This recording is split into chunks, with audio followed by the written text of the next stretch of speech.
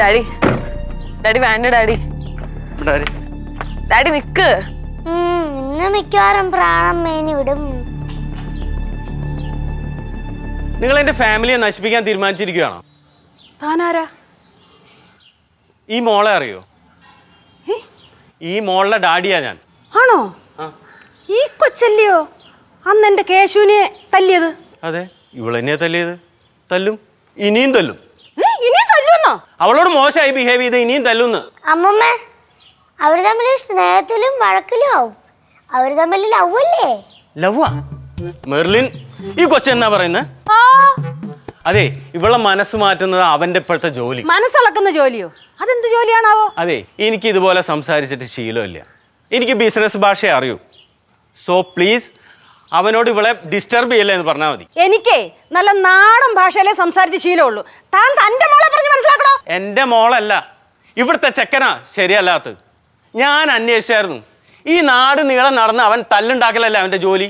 അവൻ മാത്രമല്ല, അവൻ്റെ അച്ഛനും.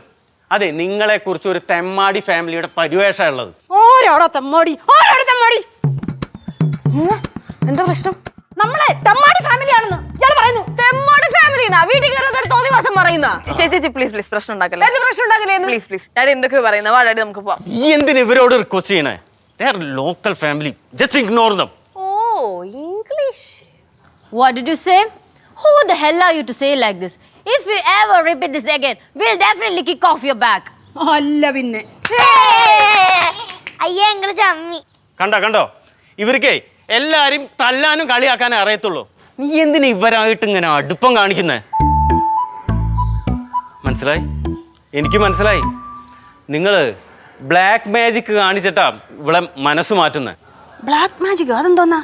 അമ്മൂമ്മ കൂടോത്രക്കാരിയാണെന്ന്. കൂടോത്രം ചെയ്ത് മനസ്സ് മാറ്റാൻ തന്റെ മോളെന്ത് രാജകുമാരിയോ? രാജകുമാരിയാ.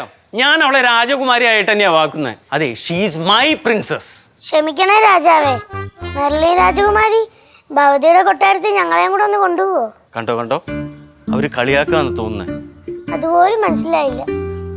ചേട്ടാ പോവാൻ നോക്ക്. നേരത്തെ കുറച്ച് ഇംഗ്ലീഷിലെ അമേരിക്കൻ ആക്സെന്റ് ഒക്കെ പിടിച്ച് സംസാരിച്ചെന്നേ ഉള്ളൂ. ഞാൻ വാ തുറന്നാൽ നല്ലതായിട്ട് പറയും. പിന്നെ അതും കേട്ട് ചേട്ടാ ഇവിടെ നോടേണ്ടി വരും. എന്റെ പൊന്നു മെർലിനെ, 10-22 വയസ്സില്ലേ? തനിക്കെങ്കിലും കുറച്ച് ബോധം ഇവരുണ്ടാവുന്നതാണ് ഞാൻ വിചാരിച്ചത്. ഒരു കാര്യം ചെയ്, രാജാവും രാജകുമാരിയും കൂടെ നൈസായിട്ട് ആ റോട്ടിലോട്ടൊക്കെ ഇറങ്ങുക. അവിടെ പാവപ്പെട്ട കുറെ പ്രജകളൊക്കെ ഉണ്ടാവും. അവരൊക്കെ ഒന്ന് സോഷ്യലൈസ് ചെയ്യുക. ഓക്കെ, അപ്പൊ കുറച്ച് ബോധവും വിവരവും വിവേകമൊക്കെ ഉണ്ടാവും. ആദ്യം ഈ രാജാവിനെയും കൂട്ടി മാർക്കറ്റിൽ പോകും, അല്ലെങ്കിൽ പിന്നെ ബസ് സ്റ്റാൻഡിൽ പോകും. എപ്പോഴും ഏസിക്കാത്തിരിക്കണോണ്ട് തല മരവിച്ച് കാണും. കുറച്ച് വെയിൽ കൊണ്ട് അത് ഓക്കെ ആയിക്കോളും കേട്ടോ. തൃശ്ശൂർ പൂരത്തിന് കൊണ്ടുപോകണം. അപ്പൊ കുറെ ആൾക്കാരെ ഒരുമിച്ച് കാണാൻ പറ്റും. ആദ്യം കുറച്ച് വിറയിലൊക്കെ കാണും, പിന്നെ ഓക്കെ. അത് ശരിയാണ്. ഈ ആൾക്കൂട്ടത്തിനെ കാണുമ്പോഴേ കുറച്ച് പാനിക്കാവും. കൂടെ ഒരാളിനെ കൂടെ കൊണ്ടുപോകണം നല്ലതായിരിക്കും. അപ്പോഴേ ഓടുമ്പോഴേ പിടിച്ചിർത്താൻ പറ്റും. ചേച്ചി പ്ലീസ് മതി. ഡാഡി വാ നമുക്ക് പോവാം. ഇനി വെറുതെ വഴക്കുണ്ടാക്കല്ലേ. പിന്നെ ഡാഡി വിചാരിക്കുന്ന പോലെ ഇവരത്ര മോശക്കാരൊന്നുമല്ല, നല്ല ആൾക്കാരാ. കേശുവിന്റെ കാര്യമാണ്, കേശുവിന്റെ ഫ്രണ്ടാ. നോ, നീ ഇവരായിട്ട് അടുക്കുന്ന എനിക്ക് ഇഷ്ടമല്ല. I hate these people. But we love you Merlin. Daddy വന്നേ. ഇതന്നെ ഞാൻ പറയുന്നത്. ഇടയ്ക്കൊക്കെ വരണേ. ഇയാളെന്ത് മനുഷ്യൻ ലച്ചു, സൈക്കോ ആണെന്നാണ് തോന്നുന്നത്.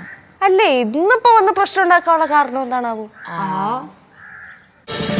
ഫ്ലവേഴ്സ് ഒരുക്കുന്ന കാഴ്ച വസന്തം യൂട്യൂബിൽ പ്രേക്ഷകർക്ക് ലൈവായി കാണാം. ഫ്ലവേഴ്സ് കോമഡിയിൽ ജോയിൻ ചെയ്യൂ, ആസ്വദിക്കൂ.